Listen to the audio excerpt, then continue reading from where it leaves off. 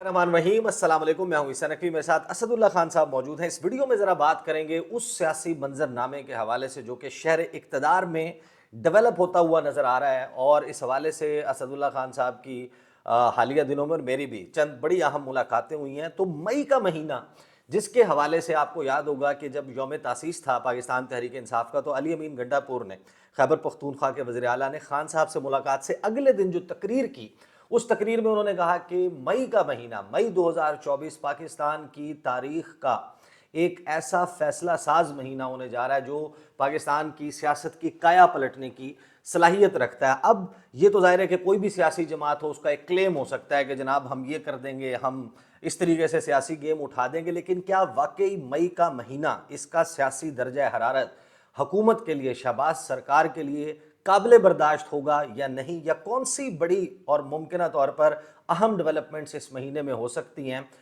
جن کی پھر حدت جو ہے اس کے سامنے ٹھہرنا بہت مشکل ہو جائے گا، کیونکہ بہت گند پڑ گیا؟ کیا کیا ڈیولپمنٹس ایکسپیکٹڈ ہیں مئی کے مہینے میں اور آنے والے دنوں میں؟ خاص طور پر جو گزشتہ روز پارلیمنٹ کا اجلاس ہوا، اس میں دو تقاریر بڑی اہم تھیں، ایک مولانا فضل الرحمان کی اور ایک اسد کیسر کی، وہ ہمیں کس ڈیولپمنٹس اور معاملات کے کس طرف جانے کا اشارہ دے رہے ہیں؟ اس پہ بات کرتے ہیں۔ اسد بھائی، یہ بتائیے کہ شہر اقتدار ویسے تو بڑا ایک ظاہر خوبصورت اور ایک حسین قسم کا خیال ہے کہ آپ شہر اقتدار کی پاور کوریڈورز میں، اقتدار کی راہداریوں میں گھومتے پھرتے ہوں، لیکن خاصا مشکل ہو گیا موجودہ صورتحال میں۔ کیا انڈرسٹینڈنگ ڈیولپ ہو رہی ہے پاکستان میں؟ جو اقتدار ہے وہ پھولوں کا بستر نہیں، کانٹوں کی سیج ہو سکتا ہے مئی کے مہینے میں، کیا کیا ایکسپیکٹڈ ہے؟ دیکھیں، ایک بات تو بڑی واضح ہے کہ ابھی تک صورتحال کسی بھی کنٹرول میں نہیں ہے۔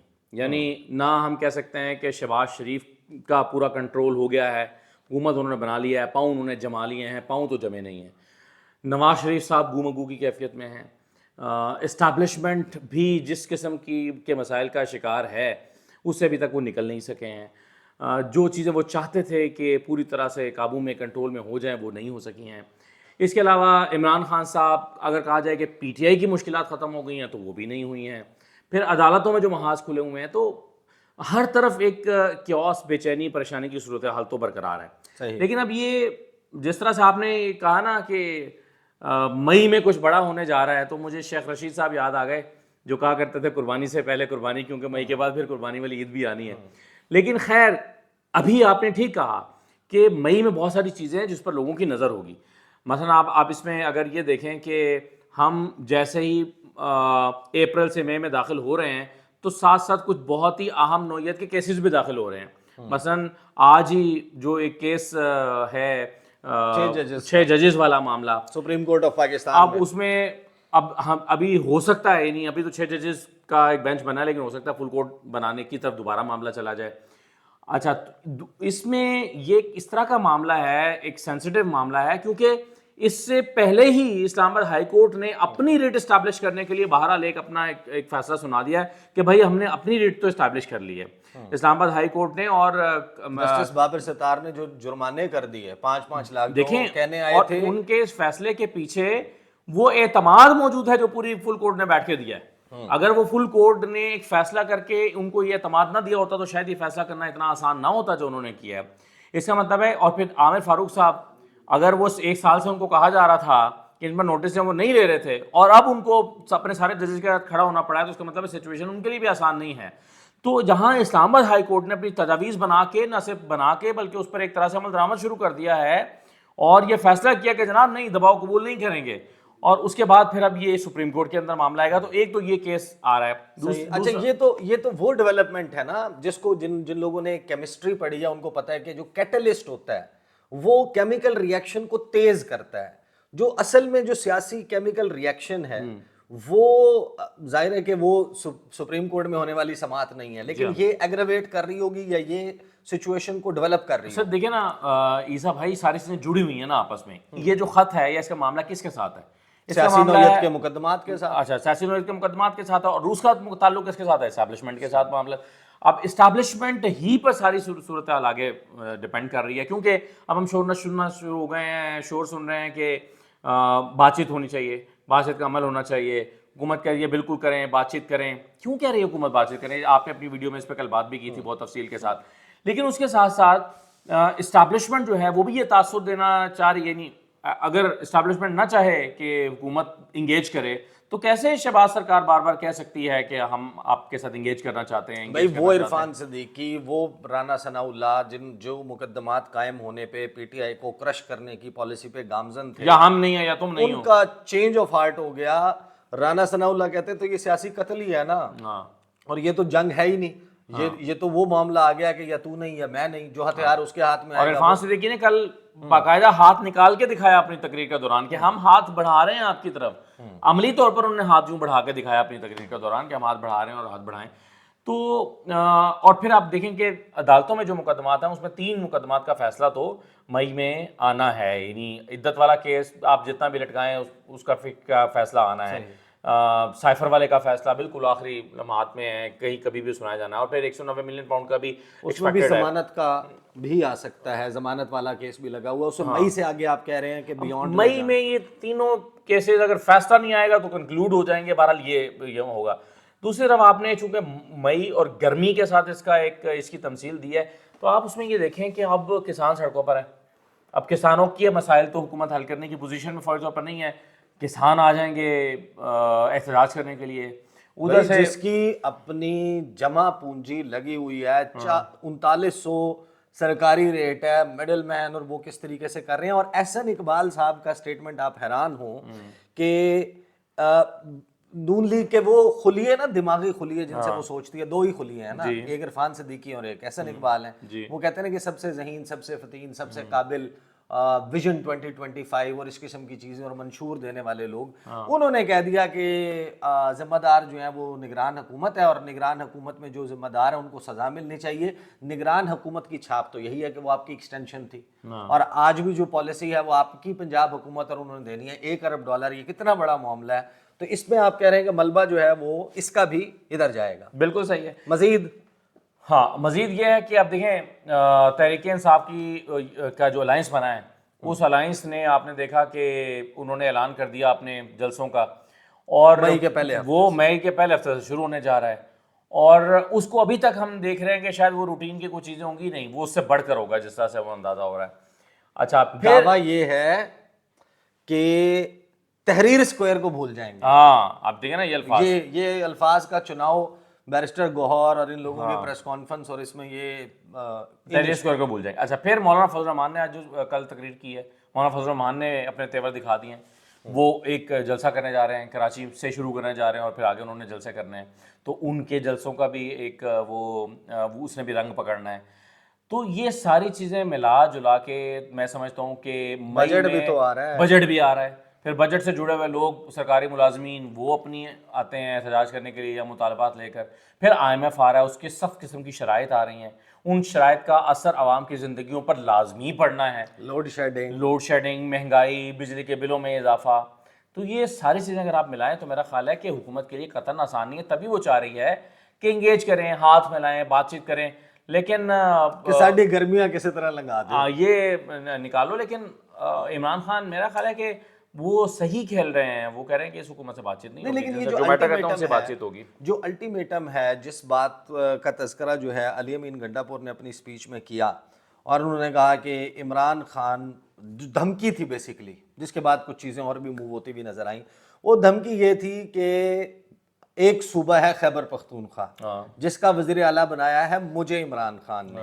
عمران خان جس دن کہے گا اس دن یہ صوبہ چلے گا، ہم اسلام آباد آئیں گے، قبضہ کریں گے، عمران خان کو لے کر جائیں گے. ہاؤ سیریس از ہی؟ آپ یہ مجھے پہلے تو یہ بتائیں عیسیٰ صاحب کہ کیا KP کے کیپیبل ہے یہ کرنے کا کہ نہیں ہے؟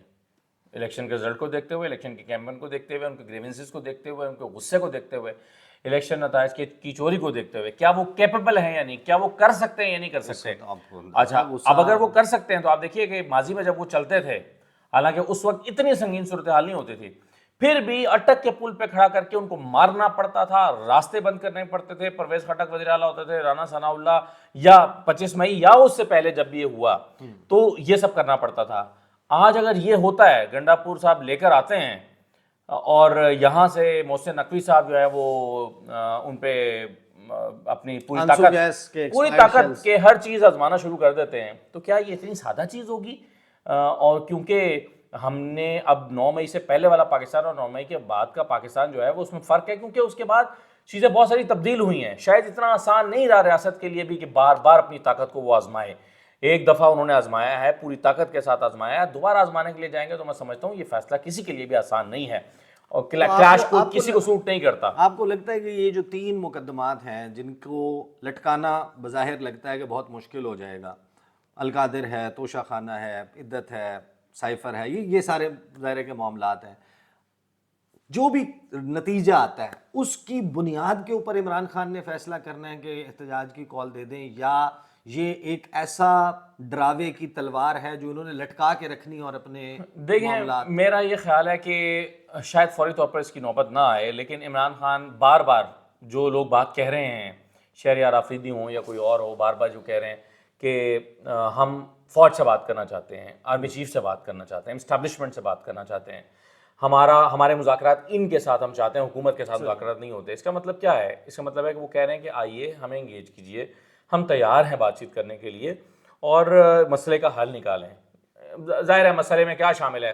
سیاسی قیدی ہیں, عمران خان ہیں, پھر الیکشن کے ریزلٹس ہیں, مینڈیٹ کی چوری ہے, یہ ساری چیزیں شامل ہیں. تو وہ چاہتے ہیں ان کو انگیج کیا جائے. لیکن ٹریبونلز نے بھی تو اسی مہینے ٹریبونلز نے بھی اپنا کام تیز کرنا ہے. I'm not sure کہ وہ اس مہینے میں اپنے رزلٹس دینا شروع کر دیں گے یا نہیں کریں گے, لیکن بہرحال آپ جانتے ہیں کہ 2 سے بڑھ کے ٹریبونلز 8 ہو گئے اور تگڑے ٹریبونلز بنے ہیں. لاہور ہائی کورٹ میں جو بنے ہیں وہ تگڑے ٹریبونلز بنے, تو ان کے نتائج بھی نکلنے ہیں. تو یہ میرا خیال ہے کہ ہو سکتا ہے کہ مئی رزلٹ نہ دے رہا ہو, لیکن رزلٹ کی بنیاد ضرور پڑ جائے گی مئی میں کہ کیا آگے ہونے جا رہا ہے. اگر چیزیں بہتری کی طرف جانی ہے تو مئی میں نظر آنا شروع ہو جائے گا, چیزوں نے ورسٹ ہونا ہے تو مئی میں نظر آنا شروع ہو جائے گا.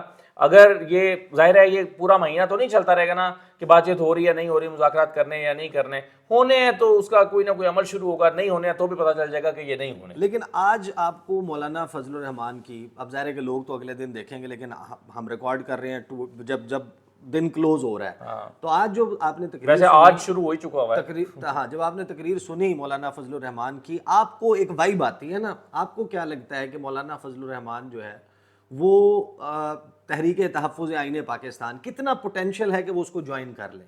کیونکہ انہوں نے تو تقریباً اپنی کشتیاں جلا دی ہیں کہ حکومت کے ساتھ جو چل رہا تھا کہ منا لیں گے ان کو, گورنر یہی ان کا کنٹینیو رہنے دیں گے. لیکن مولانا فضل الرحمان کی تقریر سے تو یہ لگتا ہے وہ کہتے ہیں کہ بھائی پی ٹی آئی کو دیں حکومت, اس قسم کی. آپ کو لگتا ہے کہ مولانا فضل الرحمان بھی اس سٹیج پر آ جائیں گے جو اپوزیشن؟ میرا خیال ہے کہ انہیں چونکہ مولانا فضل الرحمان کو یہ تو اندازہ ہے شاید, یا وہ ان کی کیلکولیشن یہ ہے کہ یہ نہیں ہو سکتا کہ اسی الیکشن کے رزلٹ کو ٹھیک کر کے یہ حکومت عمران خان کو دے دی جائے, اس لیے وہ یہ تو مطالبہ کریں گے بھی, تو وہ ان کو پتہ یہ ممکن نہیں ہے, اگر تو وہ کریں گے نہیں.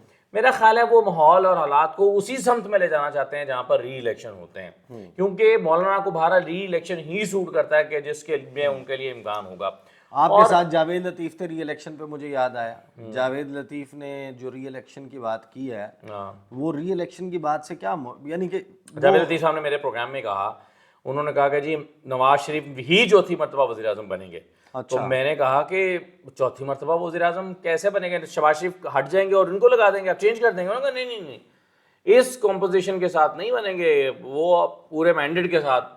تو میں نے کہا کہ ری الیکشن ہوگا, اس نے کہا جی ہاں نئے الیکشن کے بعد وہ وزیر اعظم بنیں گے. تو میں نے کہا وہ کب ہوگا, کیا اسی سال ہونے جا رہا ہے, اگلے سال ہونے جا رہا ہے؟ تو انہوں نے کہا کہ جب بھی ہوگا. کیونکہ دیکھیں میں جاوید لطیف کی بات کو مانتا ہوں کہ وہ نواز شریف کی بات ہے, ایسا نہیں ہو سکتا کہ میرا یار بولتا. تو وہ جاوید لطیف صاحب جو ہیں ان کا بیان نواز شریف کا بیان ہی سمجھا جائے, ورنہ نواز شریف ان کو روک دیں گے جس دن وہ نہیں چاہیں گے کہ اس قسم کی باتیں ہوں, ان کو روک دیں گے, ان سے کہیں گے یہ باتیں نہ کرو, تم کون ہو, کیوں بات کر رہے ہو, کس کے کہنے پہ بات کر رہے ہو.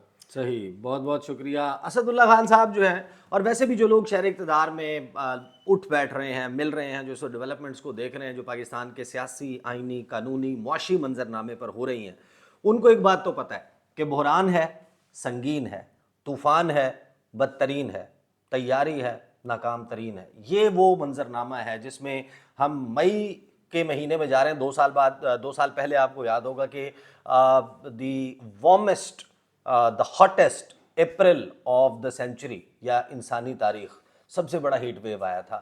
لیکن یہ جو پولیٹیکل ہیٹ ویو ہے مئی کا, یہ جو انڈرسٹینڈنگ رکھتے ہیں معاملات کی, انہیں یہ پتہ ہے کہ یہ بہت پوٹینشیل رکھتا ہے کہ اس حکومت کے جو قدم جمانے کا وقت ہے اسی میں قدم اکھاڑنا شروع کر دے. بٹ لیٹس سی کہ یہ معاملات کیسے انفولڈ ہوتے ہیں, اس پہ گفتگو کا سلسلہ جاری رہے گا.